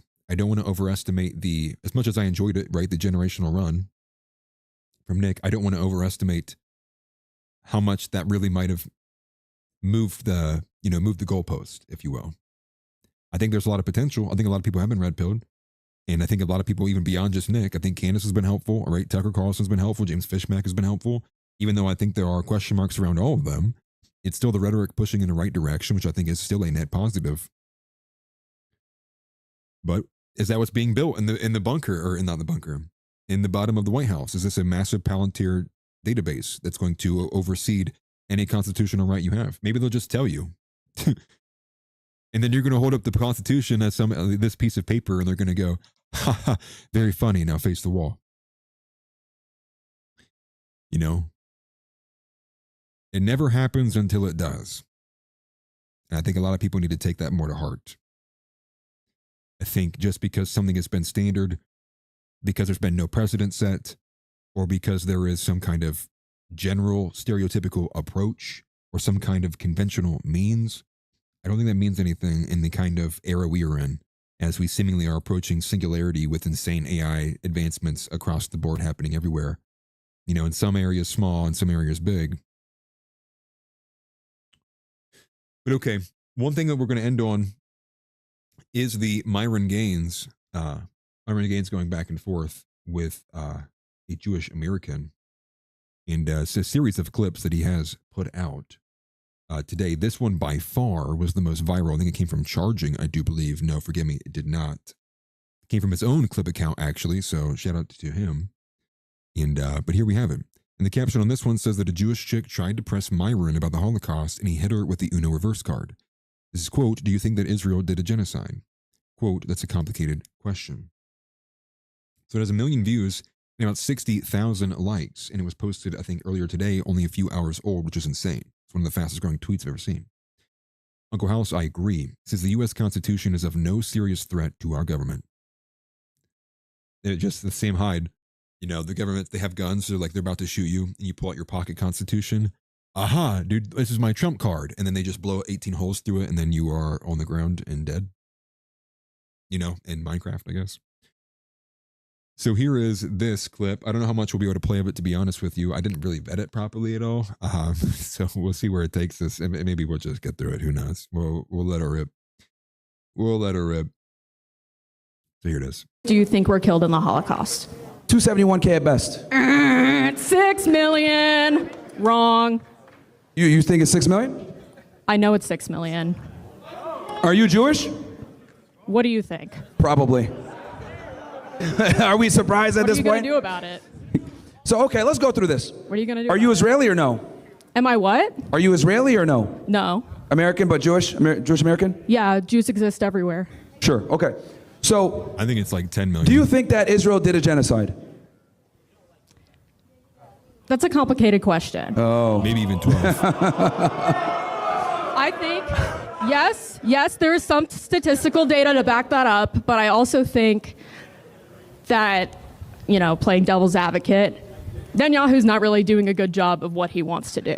Okay. He's an idiot. So I knew it. She's pro-Israel. Okay, great. So that's fine. So let's go through this, right? You asked me about the Holocaust. 6 million, blah, blah, blah. You think it's 6 million. Israel was formed as a reaction to the Holocaust. What was that? Israel, as a nation, was formed reactionary to the Holocaust. Really? No. They use that excuse, but it was actually formulated before that. But that's fine. Well, let's go through with this Holocaust thing, and then you're Google asking me it. about It's this. right there. So let me ask you this. So I think everybody here, besides yourself and a bunch of people here, would agree that what we saw over the past couple of years was actually a genocide. Netanyahu, Yoav Gallant, they have warrants out for their arrest. B'Tselem, which is a human rights organization based out of Israel itself, said it was a genocide. Almost every genocide expert pretty much agrees that what happened in Gaza was a genocide by definition, because it's the extermination of a people in whole or in part, okay? And we witnessed it. Hold on, let me finish my point. We not only did we see that. Hold on, one sec, Jew, hold on. Not just part of it, an entire group. No. Where do you think it's that the over half definition. of the entire world's Jews are supposed to go? Let me finish my point, and because you asked me a people? question, I'm trying to answer it for you, okay? I'm going to be honest, guys. Wait, I couldn't do what he does, man. I could not. You could not ask me to debate stupid women. You couldn't. And this is why props where props are due.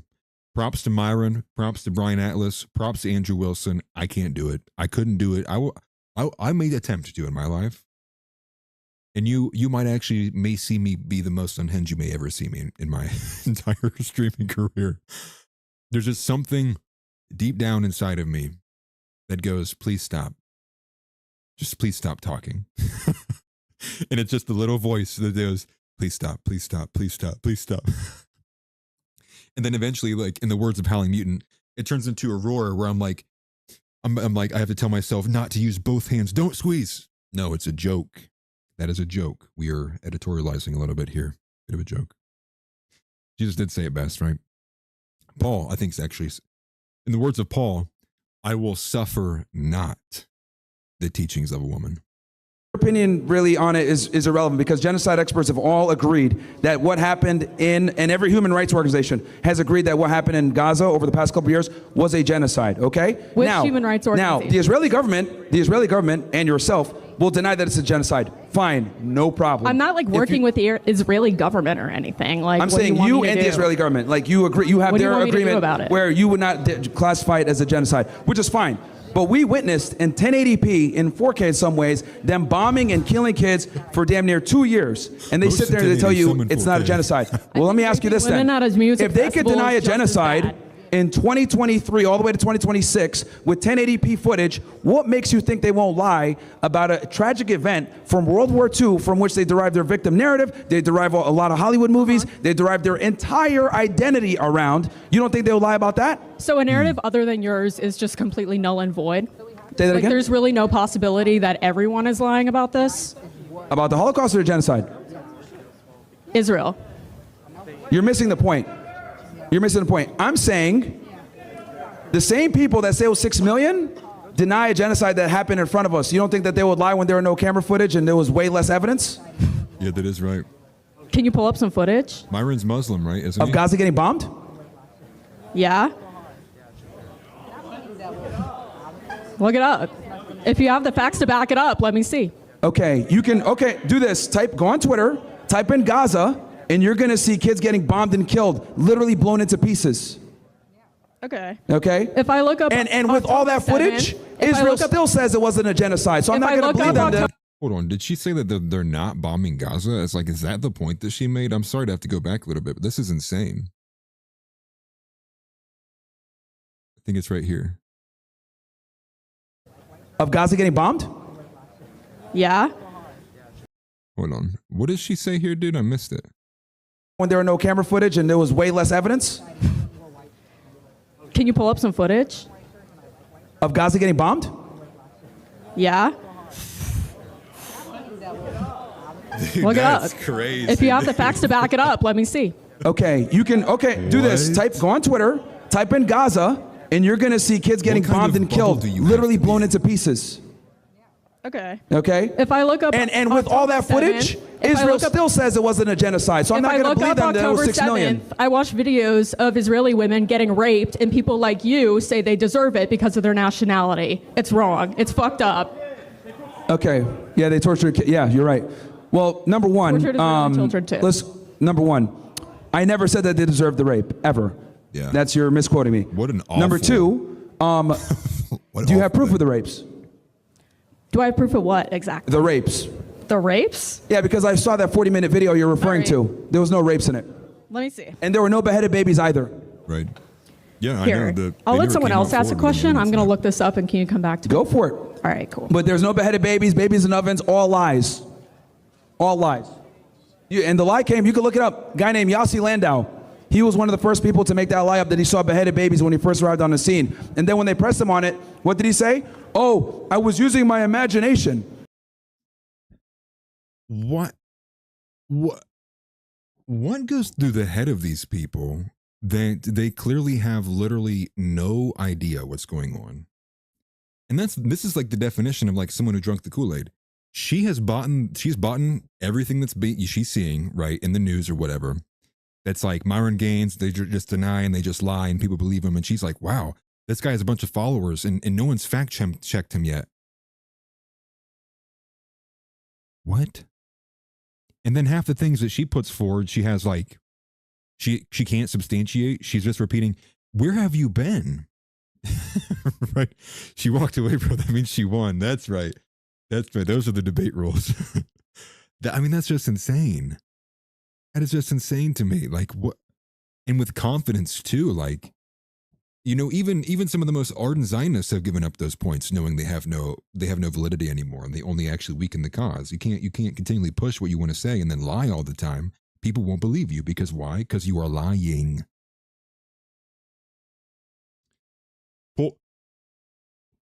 Hey Siri, pull up the footage of those Gaza bombings. Siri's like, which one? There's thousands. He's like, okay, now you show me this video and this footage of these rapes that happened. Any evidence at all of them? What evidence?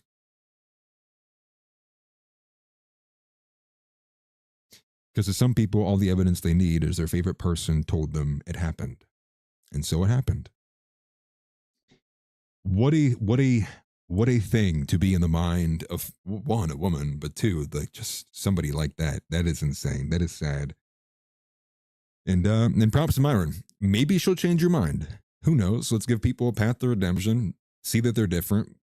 Come to their, we don't want to sit there and say like, she's this person. I would hope to always offer the path of like, you were wrong, like, come into and if you can admit you're wrong, if she's forced, she's faced with the truth and then denies it, then I think then you have a bit more channel to say whatever. But perhaps this changes her. And you would think if there's anything positive about these beyond just the clip farming and like the funny reaction moments and the videos that come from it, would be you would at least hope that some of these people, or at least bystanders who are listening, like get their head shaken up, or maybe it shakes or wakes them up. And that's at the bare minimum, like what you hope for with these kind of events and moments. And so that's why, Myron is first, all the disagreements people might have with him, it's still, he's pushing a positive in a direction that we agree with. Not a full endorsement, because obviously we don't like Muslims, but we'll still take positives where we can take positives, right? We'll take success where we can find success. And that is ultimately, helpful. But that is going to do it for me today, guys. I'm going to be signing off here soon and shortly to finish up a video about the top 10 most anti-Semitic video games. That's right. The ADL dropped the leaderboard and they only added 10 games, but I'm going to frame it that way because that's just what I can do. Of 10 of the most popular multiplayer video games, and they ranked them on a score. Fortnite got first, and you got to watch the video to figure out who got last. But Fortnite was considered the least anti-Semitic game of the 10 most popular ones they went for. And there were a couple of surprisers inside of the rankings, to be honest with you. But that'll be the video I'll be working on, and hopefully I can publish it by tonight. I'm hoping no later than 11:30. If not, I'll wait until tomorrow at a better time. But I'm just like, I have really bad analytics, publishing anything before like 4 p.m. So I'll try to publish that one either after 4 p.m. tomorrow or maybe late tonight, maybe even like 1 a.m. probably the cutoff. I would try for 11:30, but we'll see about that. That's basically it. That is it for the show today. That's all I had prepared for you. Make sure if Nick is streaming tonight, you watch America First, because of course, why wouldn't you? Who wouldn't? I did see the Crimson Desert thing. I almost thought about adding that in the video itself, but yes, you are correct. The Game of War was as a developer. Was he the designer or one of the developers? David Hoffe. Yeah, he cried about anti-Semitism in Crimson Desert because apparently there's like a tribe of goblins called like the Gold Leaf Merchants, and like they all literally are doing like the the greedy merchant, like, they're rubbing their hands. They all have like the insane profiles of like their noses being out. So there you have it. More anti-Semitism, and it's because of this rise of anti-Semitism that we have to start the ADLs building this ongoing resource for parents to use when they want to determine if a game is anti-Semitic or not. I kid you not. That is a society we live in. But as always, Christ is king. Seek first the kingdom of God. Quite literally nothing else matters beyond that. And that means seeking the kingdom of God over your wife, over your marriage, over your husband, over your children. That is how important it is. And it says it time and time again in the scripture. Don't let familiar relations, don't let close relationships, and don't let friendships keep you from pursuing what is right, what is true, and what is honorable. And it's easier said than done. Don't get me wrong. A lot of growing pains for myself, but now I do have a friend group that I can respect and are all friends, and it just takes being honest and being public, and having a bit of charisma helps too. I think for me, having a deep voice makes what I say sound more intelligent, to a certain degree. So that's maybe helpful for me. Don't obviously red pill your mother and father, but don't let it hold you back from doing things that you believe and know that you should be, or keep you in doing things that are poor or bad. And then in addition to that, obviously the administration's cooked. Impeach everybody, deport them, impeach them, throw them in prison. I don't care. Kash Patel, Pam Bondi, all of them. Wrap them all up, tie them to a train. I don't care. Send them into the ocean. Send them to Mars if you want to. I literally do not care. Just to get them out of the administration. Never Vance. And I think we have a lot of moving pieces and a lot of questionable factors as we get closer to 2028. And that's kind of where we are. Is speculating what is the right move, what is the right decision, who is the right candidate, what even can we possibly do, especially as we are kind of off the back of acknowledging that mass deportations, at least for the time being, are seemingly off of the table. And what does this mean for the future of America? What does this mean for the future of white Americans? And what does this mean for the future of Christianity? This is where we are. And so with all that, I will say, as always, any woman over 150 pounds, you're not welcome here, and you will be deported immediately. And any woman who is 100 pounds to 150 pounds, this is your 90-day notice to lose the weight, or you will be shot from a cannon to Israel. And with that, I hope everybody has a good rest of your night. If I get the video done, you'll see me later on. If not, you'll see me tomorrow, and there should be a show tomorrow, but don't quote me on that. We'll see what happens. I'll post in Telegram or Discord if I do. And until next time, guys, peace out. I'm rooting for you. Choke on the white pill. Don't black pill. We will make it. Keep fighting and never give up. Alrighty, guys. See you next time. Get up and get out. Get out. Get out. I have a question for you. Say Christ is Lord. Say Christ is Lord. Say it. You say Christ is Lord. Get out. Get out.